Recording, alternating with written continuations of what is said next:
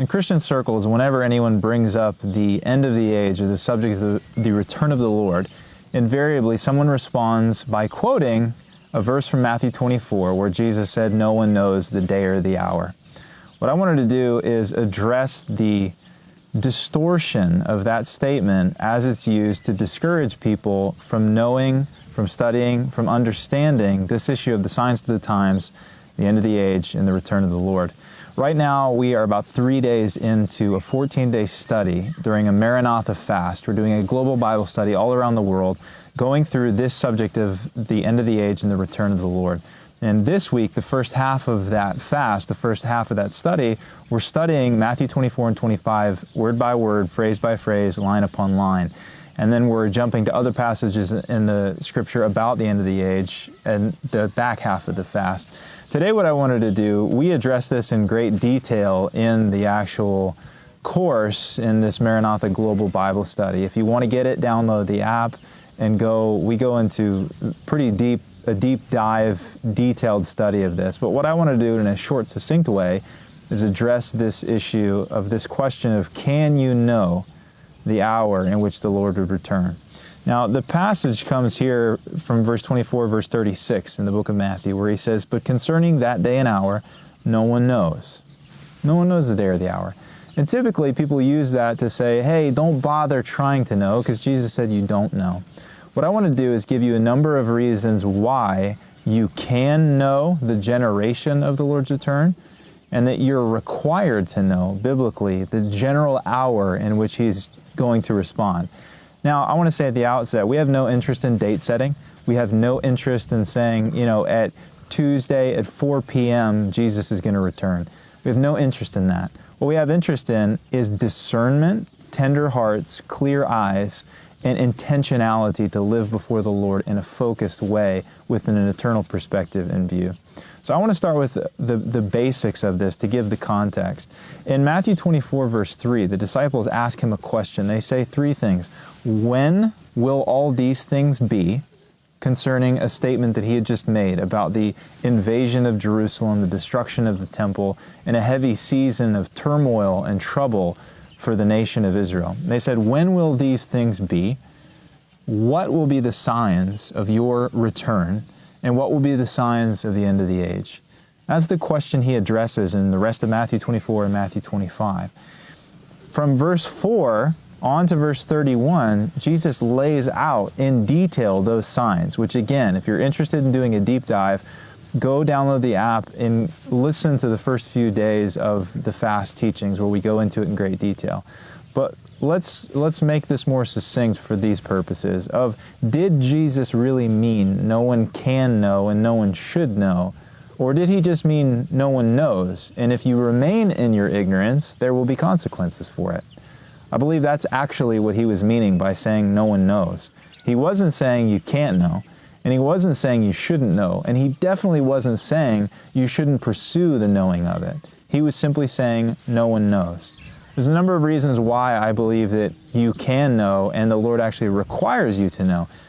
And chief among them is the fact that in Matthew 24 and 25, of the 7 times that He uses the word know, the majority of them, -2, is a command to know.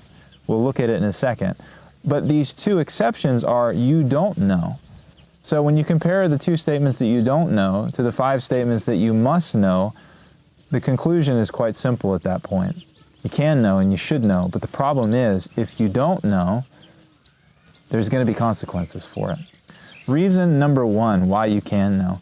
He spent verses 4 to verse 31 explaining in great detail the signs that will lead up to it in a preliminary way called the birth pains and the corresponding social pressures.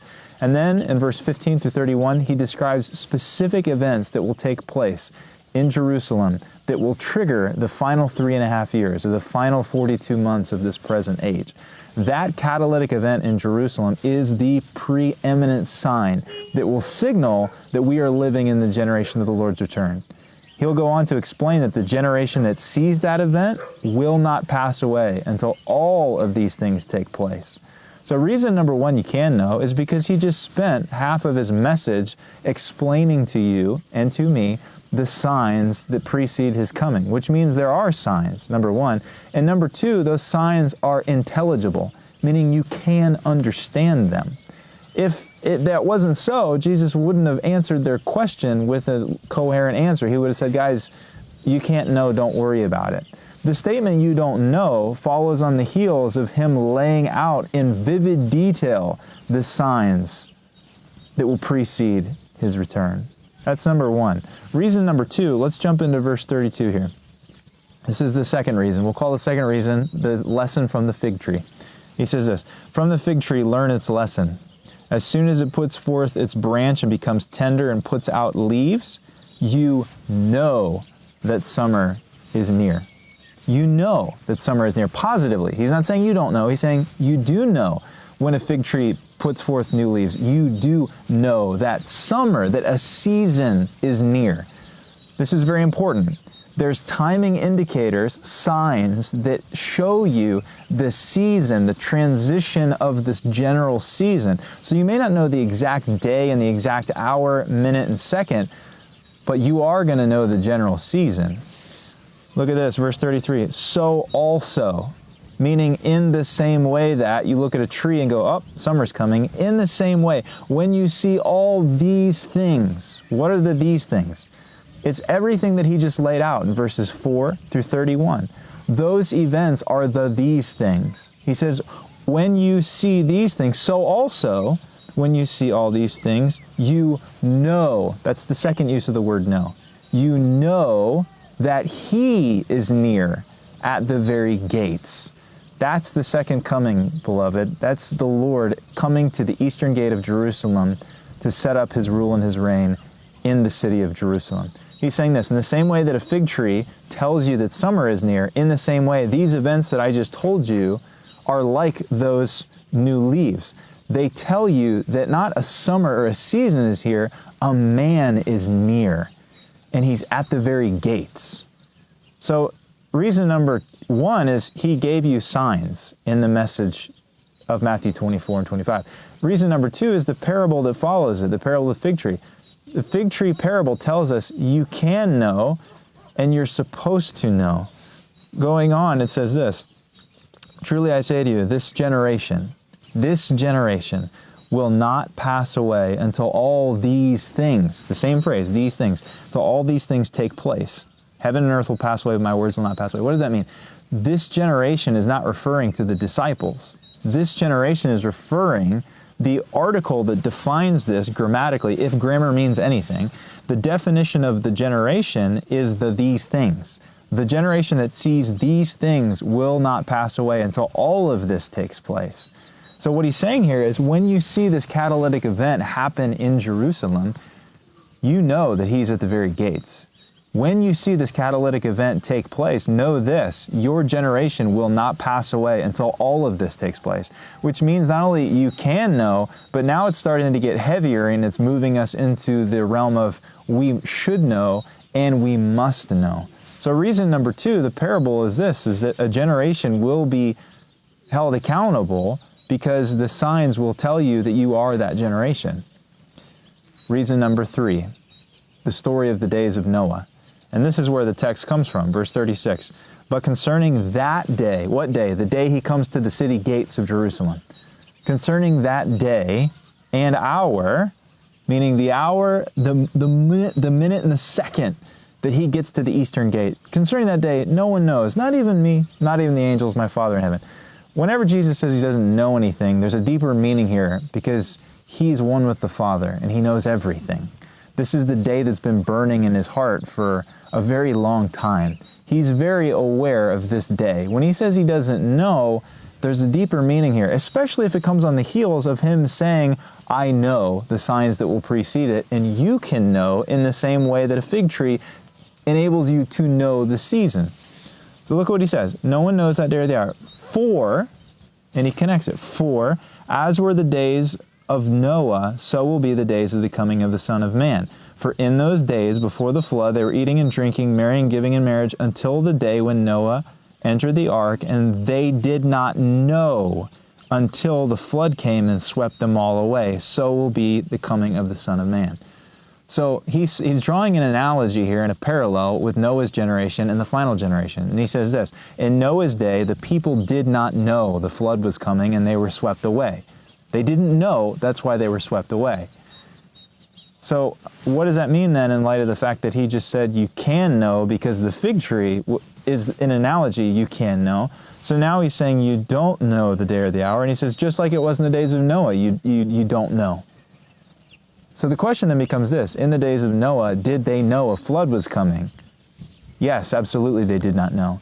The ignorance of not knowing with those who were swept away was not because they didn't have the information, but because they suppressed it, because they rejected it. Hebrews and 2 Peter tell us that Noah preached righteousness for 120 years, preparing the earth for the flood. He prepared the earth. He knew. And his generation knew. They were accountable, but they rejected it. They said, Noah, you're kooky, bro. This is weird. Boat, you're building a huge boat. You're saying it's going to rain. No, this isn't legit, man. 7 days before the flood came, Noah said, hey, it's going to rain, guys, 7 days. And then the day the flood came, he knew the day and he knew the hour. So the issue is this, from this parable, not knowing is a very negative thing as it was in the days of Noah. Not knowing is a negative statement that brings with it catastrophic consequences for those who remain in their ignorance and continue on eating, drinking, giving in marriage.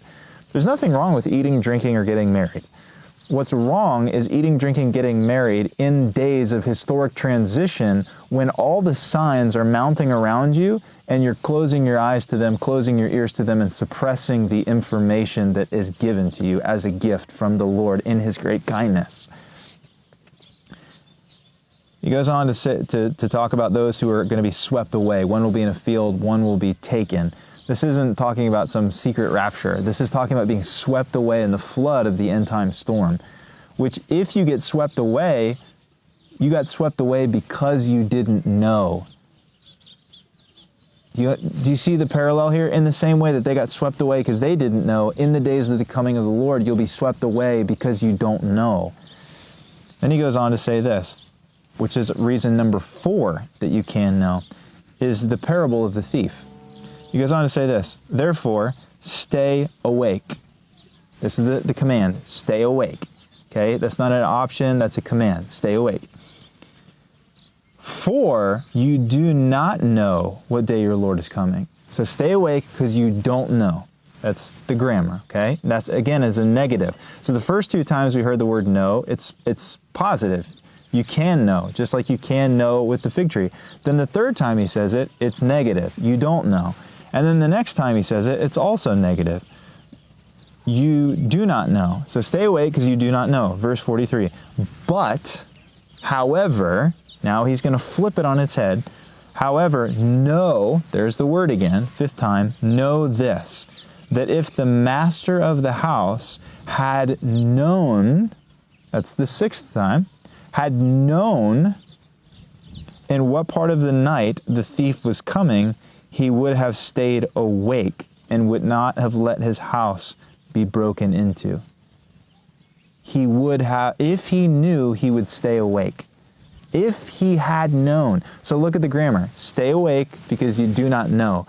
But if you knew, you'd stay awake. So how do we obey this command of staying awake in the generation of the Lord's return? The answer to the question is very simple. By knowing the general hour that He's going to return. Again, you don't need to know the exact day. Is it Tuesday or is it Wednesday? You do need to know what part of the night. That's the language here. If he had known what part of the night, he would have stayed awake.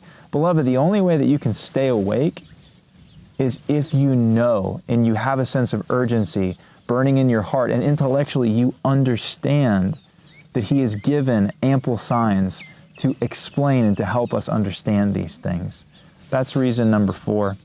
Reason number 5, and we'll end with this one, is the next parable. It's the parable of the faithful and the wicked servant. The wicked servant says he's always delayed, and he's not coming back for a long time. and he abuses the fellow servants in the house. The faithful servant feeds the people food in due season, which means this: you give people the right diet in the right hour of history. And the great challenge today for leaders across the nations in the body of Christ is to feed the people the food in due season. And if you don't, you're going to be held accountable for that. It's comparable to abusive leadership and being intoxicated. That's what the parable says. It says it's as if he beat the servants and got drunk. We want to be sober, and we want to be faithful shepherds and faithful leaders in the days ahead. There's a number of other reasons in the text and from other texts, but we're going to leave it there for now and boil it down to these simple ones. Because he gave you the information, he gave you the signs and the prophecy. Because of the parable of the fig tree that says you can know, just like you can with the fig tree. Because in the days of Noah, they could have known, but they chose not to, and that's why they were swept away. That's why they did not know. And because of the parable of the thief, if you knew what hour he was coming, you'd stay awake. And lastly, this leadership parable, this leadership lesson, that we must, as leaders, as shepherds, whether you're leading a family, a business, a community, a small group, whatever it is, we have a mandate before heaven to give food in due season, which means this: it's not enough to just teach the Bible in these days. We need to be giving food in due season that's appropriate for the hour in which we live. So let us conclude with this, a simple statement. Jesus made it very clear that you can know the hour in which he's going to return, in that you can know the general generation. And once you see that single catalytic event break out in Jerusalem, you will know that you're going to see all of it take place, and you will see the sky split in your generation, because that event is the preeminent event, which is why we need to study that event. So with that, go download the app if you're interested in going deeper in these things. Bless you. Maranatha.